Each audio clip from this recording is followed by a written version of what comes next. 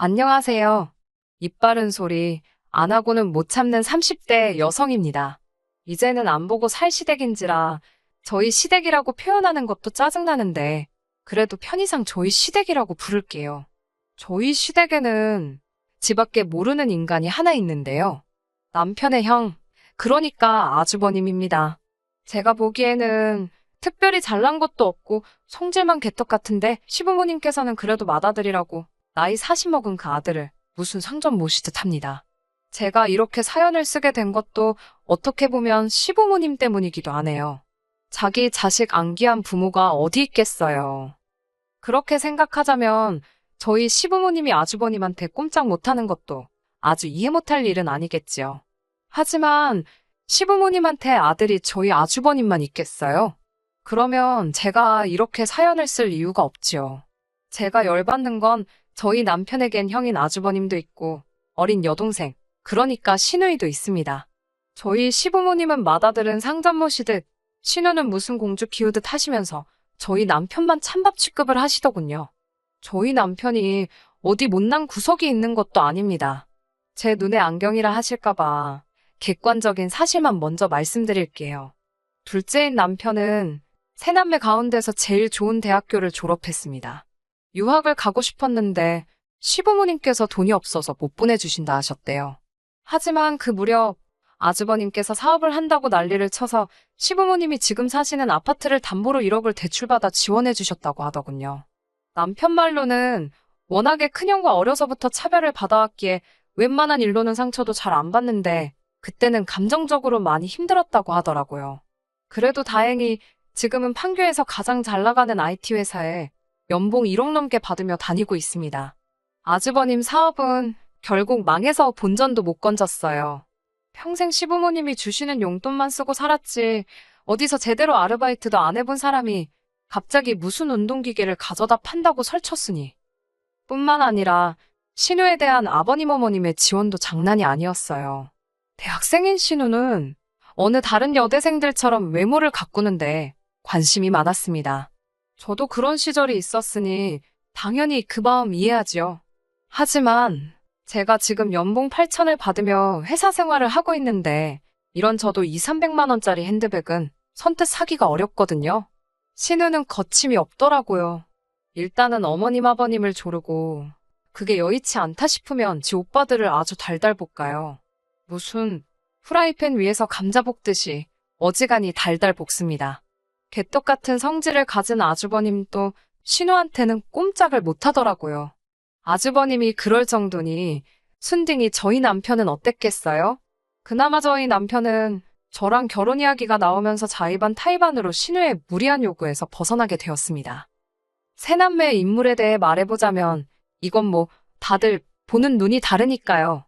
제가 제 남편 잘생겼다고 말해봤자 푼수 소리나 듣겠지요? 저희 남편이 뭐 연예인처럼 후광이 비치고 그런 건 아니에요. 하지만 키도 크고 웃는 얼굴이 얼마나 보기 좋은지 모릅니다. 정말이지 사연을 말하면 말할수록 왜 시부모님께서 저희 남편만 데려온 자식 마냥 대하신 건지 이해가 안 되네요. 저와 남편은 대학교 선배의 소개로 만났습니다. 당시 제 선배 중 한 명이 남편과 같은 회사를 다니고 있었거든요. 선배가 자기가 정말 아끼는 후배라면서 데리고 나온 사람이 남편이었어요. 제가 평소에도 워낙 따르던 선배였는데 그런 선배가 좋은 사람이다, 털어서 먼지 하나 나올 거 없는 사람이다라며 거듭 칭찬을 하더라고요. 덕분에 만나기 전부터 저는 남편에 대해 굉장히 긍정적인 생각을 갖고 있었네요. 그리고 실제로 남편을 만나보니 사람이 정말 소탈하고 괜찮더라고요. 사실 워낙에 똑똑하고 잘난 사람들이 많은 업계라서 콧대 높은 사람들이 많다는 이야기를 몇 번 들었었거든요. 그런데 저희 남편은 거들먹거리고 그러는 것도 전혀 없었고 말도 잘 통하고 여러모로 이 남자다 싶었네요. 나중에 듣기로 남편 역시 선배로부터 제 칭찬을 워낙 많이 들었었답니다. 그래서 저란 사람이 너무 궁금했대요. 막상 만나보니까 들은 대로 서글서글하고 동시에 할 말은 똑 부러지게 하는 똑순이 같아서 마음에 쏙 들었다고요. 서로에게 확신이 있었던 저희는 그렇게 만난 지 10개월 만에 결혼을 약속했습니다. 시댁에 처음 인사 갔던 날은 지금도 잊혀지지가 않아요. 시부모님께서는 남편을, 그러니까 당신 아들을 제 앞에서 까내리려고 작정을 하신 분들 같았습니다. 어디 감히 지형이 아직 장가도 안 갔는데 결혼을 하겠다고 드는지 모르겠다면서 저더러 저렇게 경우가 없는 앤데 괜찮겠냐고 물으실 정도였지요. 당황스러웠지만 그때는 솔직히 어머님 아버님이 진심으로 하시는 말씀이신지 단지 도가 지나친 질라진 농담인지 구분하기가 어려웠어요. 그래서 뭐라고 딱히 반박은 못하고 적당히 맞장구 치면서 웃어 넘겼습니다. 하지만 어머님 아버님과 몇 번의 대화를 하면서 진심으로 당신 둘째 아들 기분은 안중에도 없으시다는 걸 알게 되었네요. 그리고 그런 어머님 아버님의 태도는 저로 하여금 왠지 모를 정의감을 느끼게 했어요. 이곳에서 남편을 구해줘야겠다. 저만큼은 남편을 1순위에 두고 사랑을 줘야겠다. 그런 의지를 갖게 했네요. 솔직히 결혼 준비를 하면서 남편이 왜 유학을 가지 못했는지 들었던 터라 금전적 지원에 대한 기대는 일절하지 않았습니다. 남편이나 저나 각자 모아둔 돈도 꽤 있었고 돈도 잘 버는 상황이었으니 아쉬울 것도 없었고요. 하지만 오히려 시부모님께서 돈을 요구하실 줄은 몰랐네요. 남편과 저를 앉혀놓고 말씀하시길 다른 집 자식들은 1억씩 벌어주고 간다는데 너희는 어떻게 할 거냐고 1억을 주고 갈 거냐 아니면 앞으로 달달이 생활비를 줄 거냐. 제가 황당해서 어느 집 자식들이 그러고 결혼을 하냐고 따져 물었습니다. 그런 자식들은 아마 부모가 집이라도 사주고 하다못해 그 앞으로 차라도 한 대 뽑아주시지 않았겠냐고 덧붙였어요. 그러자 어머님께선 남편더러 아주 대바라진 애를 데리고 왔다며 저랑 결혼하면 당신들 볼 생각은 하지 말라고 그러시더군요. 하지만 남편이 제 손을 딱 잡더니 이 결혼은 포기 못한다고 했습니다. 그때 어머님 아버님 표정은 뭐랄까 남편에 대한 괘씸함과 당혹스러움이 뒤섞여 있었달까요? 사실 저조차도 남편이 그렇게 말을 했을 땐 꽤나 놀랐으니까요. 남편의 그 태도에 저는 결혼에 대한 확신을 갖게 되었고 그렇게 저희는 부부의 연을 맺게 되었습니다. 웃긴 건 막상식을 올리고 나니까 보고 살지 말자더니 시부모님께선 또 아무 일도 없다는 듯 저희를 대하셨어요. 허풍이셨다는 걸 알고 나서는 굳이 어른들 자존심 건드려서 뭐 하겠나 싶어서 저도 적당히 며느리 도리를 해드렸고요. 살가운 고부관계는 아니었어도 그럭저럭 불편한 거 없이 지냈습니다. 하지만 진짜 문제는 바로 아주버님이셨습니다. 일단 뭐 제가 손 아랫사람인 건 맞지만 그래도 저한테 말을 너무 편하게 하셨거든요. 결혼하고 얼마 되지 않았을 때입니다. 시댁에서 다 같이 모여 식사를 하는데 저더러 어이 나 물 좀 정확히 이렇게 이야기를 하더라고요. 처음엔 그래 재수씨라는 호칭이 어색해서 그런가 보다 싶었습니다. 그런데 그게 아니었지요.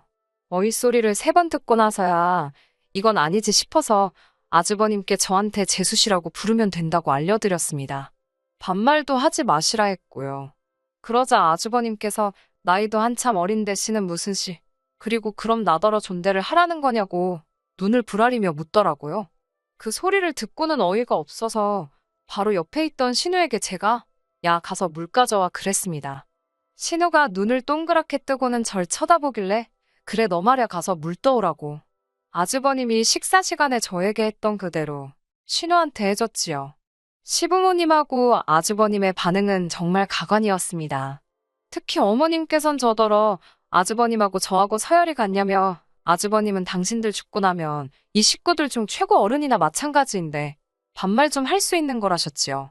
그러면서 저더러 돈만 잘 벌면 뭐하냐고 기본이 안 되어 있다나요.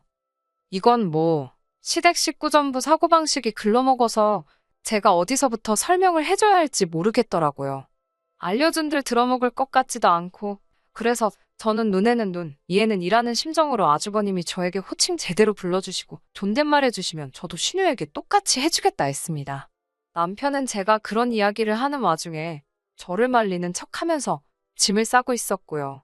아주버님께서 이대로 가면 안 보고 살 줄 알라며 소리를 질렀고 남편은 그래도 어쩔 수 없지 않겠냐며 반문을 하던걸요? 현관문을 나서는데 어쨌든 제가 기세 좋게 할 말은 하고 나왔어도 가슴이 쿵쿵거리긴 하더라고요. 괜히 나 때문에 우리 남편이 더 미움 산 거 아닌가 그런 생각도 들고, 그런데 남편이 저더러 잘했다며 미안하답니다. 제가 그런 이야기를 하기 전에 자기가 먼저 나섰어야 한다며. 앞에서도 말씀드렸다시피 아주버님은요, 시부모님이 하도 오냐오냐 키우셔서 그런지 무서운 게 없어요. 하지만 그건 어디까지나 그 집안에서 알아서 할 일이고 저는 그 꼬라지를 받아줄 생각이 전혀 없었습니다. 그리고 한 일주일쯤 지났을까요? 이번엔 웬일로 아버님께서 전화를 걸어 오셨습니다.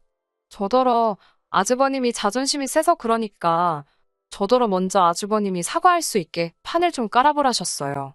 덧붙이시기를 당신이 생각해도 이번엔 아주버님이 실수를 했다며 당신이 대신 사과하신다고요. 생각지도 못하게 아버님이 먼저 미안하다 하시니 며느리 입장에서도 무조건 싫다 안 된다고 버티기가 그렇더라고요. 한편으로는 그래 이 정도면 아주버님도 지가 실수했다는 생각은 하고 있겠지. 그런 믿음도 있었고요. 그래서 알겠다고 말씀드렸습니다. 아주버님께 그날은 아주버님도 저도 감정적이었던 것 같다고 중간에 다른 식구들이 얼마나 불편하겠냐며 얼굴 붉히는 일 없이 지냈으면 좋겠다고 문자 한 통을 넣었습니다. 그러자 아주버님께서 알면 됐다고 답장을 해왔어요.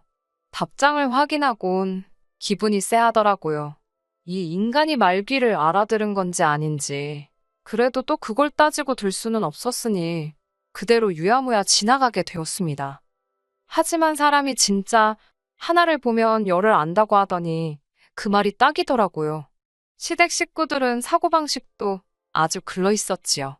솔직히 저는 어느 정도 거리만 두고 살면 앞으로 서로 얼굴 붉힐 일은 없을 거라 생각했습니다. 그러나 이후로 시댁 식구들은 저에게 말하는 것만 조심했을 뿐 뒤로 남편을 괴롭히고 있었더군요. 저 몰래 그렇게 남편한테 돈 좀 보내라고 쪼아댔던 거지요. 착해 빠진. 솔직히 제 남편이라 착하다고 표현했지만 저도 답답하더라고요. 그래요. 답답한 남편은 어떻게든 저한테 이야기하지 않고 돈을 좀 줘보려고 했답니다. 그러면 저한테 좀 잘해줄까 싶은 생각도 있었다대요. 그런데 저희 집은 돈 관리를 전적으로 제가 하거든요. 그러니 남편의 마음이 어떻건 간에 저를 통하지 않으면 돈을 빼갈 방법이 없죠. 또한 저희가 결혼하면서 양가 부모님들로부터 도움을 안 받았기 때문에 대출을 꽤 받았거든요. 그래서 시부모님과 친정부모님께 당분간은 명절과 특별한 날 50만 원씩 챙겨드리는 걸 제외하고는 경제적으로 도와드릴 수 없다고 진작에 말씀을 드렸었고요. 그런데 저 몰래 자꾸 남편에게 돈을 달라고 하셨다는 게 솔직히 짜증도 나고 부담스러웠습니다. 그런 요구를 하는 게 시부모님뿐만 아니라 아주버님과 신우도 있었다는 건 충격적이기까지 했고요. 한 번은 신우가 저더러 제가 지금 내 사람치를 가로챘다고 그러던데 그 말뜻을 이해하고 나서야 바보 같은 남편이 얼마나 당하고 산 건지 가늠이 돼서 정말 화가 치솟더라니까요. 이후로는 진짜 돈 관리를 더 철저히 했습니다. 남편이 남편 스스로를 위해서 쓰는 돈에는 아낌없이 서포트를 해줬지만 시댁에는 정말 10원짜리 하나 세는 일이 없게 했어요. 그나마 시부모님은 그래도 돈 때문에 기분이 상하신 티는 안 내셨는데 문제는 아주버님이었습니다. 저에게 말씀하시는 걸 보면 진짜 하나만 걸려라 벼르고 있는 사람처럼 나를 세우고 계셨거든요. 아주 절 잡겠다고 혈안이 되어 있는 아주버님을 보고 있자니 저라고 기분이 좋을 리는 없었지요. 그러다 사건은 지난달 저녁 식사 자리에서 일어났습니다. 아버님 생신을 축하하기 위해 시부모님과 아주버님 그리고 저희 부부가 모였습니다. 아버님 생신인 걸 아신 친정부모님께서 호텔 뷔페에 갈 수 있는 상품권을 선물로 주셨는데 어머님께선 뷔페라 봤자 가면 찍어 먹을 것도 하나 없다고 저더러 직접 생신상을 차려달라 하시더라고요. 그래서 시댁에서 모이게 되었지요. 미역국이랑 불고기 정도는 제가 집에서 직접 만들었고요. 어이가 없었던 건 아주버님께서 당신은 꼭 등갈비찜이 먹고 싶다더라고요. 제가 웃으며 아버님 생신이지 아주버님 생일도 아닌데 그것까지 할 시간은 없을 것 같다고 하니까 그래도 하는 김에 좀 하면 되는 거 아니냐입니다. 생전지 손으로 뭐 하나 만들어 본 적이 없으니 요리할 메뉴 하나 더 늘어나는 게 얼마나 번거로운 일인지 모르는 눈치였어요. 말도 더는 섞기 싫어서 인근 식당에서 포장해 갔더니 씩씩거리기만 하고 손도 안 대더라고요. 안 먹으면 본인만 손해 아니겠어요? 저랑 남편이랑 열심히 먹었지요. 아무튼 그렇게 식사를 마친 뒤 아버님 생신 선물로 현금 50만 원을 드렸습니다. 아주버님께선 저희가 아버님께 돈 봉투 드리는 걸 보면서도 뭐 하나 꺼낼 생각을 안 하더라고요. 코딱지만한 거라도 본인이 하면 생색을 내지 못해 안달인 인간이 저희 몰래 아버님 생신을 챙겼을 리도 없고, 제가 아주버님께 무슨 선물 하신 거냐고 면전에 대고 물었습니다. 그러자 저희를 어이없다는 듯 재려보기만 할 뿐 별말 못하던걸요? 그렇게 시간이 흘러 어느덧 시계를 보니 10시더라고요. 시댁에서 저희 집까지는 빨라도 1시간이 걸렸고 바로 다음 날은 저희 친정어머니 생신이셨습니다. 생신 축하 겸 해서 친정부모님과 저희 부부가 같이 서울 근교로 1박 2일 여행을 가기로 되어 있었고요. 참고로 저희 친정부모님이 여행 경비 전액을 부담하시는 여행이었습니다. 저는 남편에게 이제 슬슬 가자고 신호를 보냈어요. 가서 빨리 짐도 싸야 했고 여러 가지로 마음이 바빴거든요. 그런데 그때 신우가 아주버님께 전화를 걸어온 모양이었습니다. 대학교 동아리 활동을 열심히 하던 신우는 아버님 생신과 동아리 설립 5주년 기념식 사이에서 고민을 하더니 아버님 생신은 매년 돌아오지 않냐며 동아리 기념식에 참석한 상황이었거든요. 시댁 식구들 그 누구도 뭐라 하는 사람이 없었으니 제가 보기엔 이해가 안 되었어도 뭐라고 한마디 하기도 그렇더라고요. 그저 속으로 여러 가지 의미로 신우도 대단하다고 생각만 했네요. 신우의 목소리가 어찌나 큰지 전화기 너머로 다 들리는 상황이었는데 목소리가 잔뜩 취해 있었습니다. 신우는 저희 남편도 지금 와 있는 거냐며 둘째 오빠 보고 싶다고 애교를 부려댔어요. 하지만 저희는 빨리 일어나야 했기에 대충 그러냐 대꾸만 하고 시댁을 떠나려는 참이었지요. 그런데 신우가 자기가 오늘 둘째 오빠를 만나야 할 필이 딱 왔다면서 저희더러 어디 가지 말고 자기를 기다리랍니다. 그러고는 전화가 끊어졌어요. 저는 술 취한 신우의 어설픈 앙탈 정도로 생각하고 집에 가려고 했습니다. 그런데 어머님께서 저희더러 이렇게 된 거 신우를 기다렸다가 보고 자고 가라셨어요. 그러면서 너는 신우가 지 오빠 보고 싶어 죽겠다는데 왜 둘 사이를 갈라놓으려고 하냐입니다. 저는 어머님께 아시다시피 내일 친정어머니 생신이라서 집에 가서 정리를 해야 할 것 같다고 다시 한번 설명을 드렸고요. 그러자 아주버님께서 저더러 아주 보자 하니까 제가 시댁 식구들 알기를 발톱에 때만도 못하게 보는 것 같답니다. 그러면서 저더러 싸가지 없는 X라고 하시더군요. 제가 어이가 없어서 지금 뭐라고 하셨냐니까 싸가지 없는 X라며 젊은 게 아주 지 고집대로 하려고 든다고. 어이가 없어서 진짜 지똥굴인지 모른다더니 누구더러 헛소리를 짓거리나 싶던걸요? 제가 지금 당장 사과하라고 그렇지 않으면 가만히 있지 않을 거라고 했습니다. 하지만 아주버님은 끝까지 내가 너한테 윗사람인데 아랫사람이 싸가지가 없으면 한마디 할 수도 있고 필요하면 때릴 수도 있답니다. 사랑에 매라나요? 제가 진짜 그 말 듣고 눈이 돌아갈 뻔했습니다. 그런데 그때 순식간에 상상도 못한 일이 벌어졌어요. 저희 남편이 아주버님 얼굴에 냅다 주먹을 날렸거든요. 누구 하나 말릴 새도 없었습니다. 쓰러진 아주버님은 자기 턱인지 볼인지를 부여잡고 어처구니가 없다는 표정으로 남편을 째려보았고 시부모님께선 냅다 저희 남편한테 제정신이냐고 네가 뭔데 형한테 그러냐고 악을 쓰시더군요. 그러자 남편이 일어나려고 하는 아주버님을 한 대 더 쳤습니다. 그리고는 그래도 한 핏줄이라서 사람 대접해주고 살았더니 정신도 못 차리고 못같이 산다면서 그리고는 남편이 저에게 가자고 하더라고요. 상종 못할 사람들이라면서요. 그렇게 집으로 돌아와 속에서 불거져 나오 분노를 억누르고 있었습니다. 하지만 남편은 무슨 일인지 콧노래를 부르고 후련한 얼굴이더라고요. 그리고 이튿날 저희는 예정대로 친정부모님과 여행을 떠났네요. 어머님께서 전화를 걸어오셔서는 저더러 마음에 안 들어 죽겠다고 저 때문에 형제들 의상하고 그래서 저도 어머님께 그럼 어머님 입맛에 맞는 며느리 구해서 천년만년 사시라 받아쳤어요. 결국 그 일로 인해 저희는 시댁과 연을 완전히 끊게 되었습니다. 남편은 그 어느 때보다 이렇게 홀가분한 적은 없었다며 너무 행복하다고 하더라고요. 남편이 행복해하는 모습을 보니 저도 행복하네요. 이후로 저희는 지금까지 시댁과 상관없이 아주 잘 지내고 있습니다. 하지만 들리는 이야기로는 요즘에는 어머님과 아주버님의 관계도 예전 같지는 않은 눈치랍니다. 걸핏하면 어머님께서 마음먹은 아들 뒤치다꺼리하는 여편네는 당신밖에 없다며 팔자가 이게 뭐냐고 하소연을 하시는 모양이더라고요. 아주버님 입장에서는 그런 어머니께 서운해서 난리고요. 아무려면 어떤가요? 저는 이제 그 집과는 아무 상관도 없는데요, 뭐. 누군가 저더러 그래도 며느린데 시부모님과 남편 사이에서 중재라도 해봐야 하는 거 아니냐고 하던데 전 그럴 생각이 전혀 없습니다. 아쉬운 사람이 먼저 손 내미는 게 맞잖아요. 필요한 사람들끼리 알아서 풀도록 내버려 둘랍니다. 끝까지 들어주셔서 감사합니다. 오늘의 사연은 여기까지입니다. 구독과 좋아요, 알람 설정 부탁드리고 더 좋은 사연으로 다시 찾아뵙겠습니다. 감사합니다.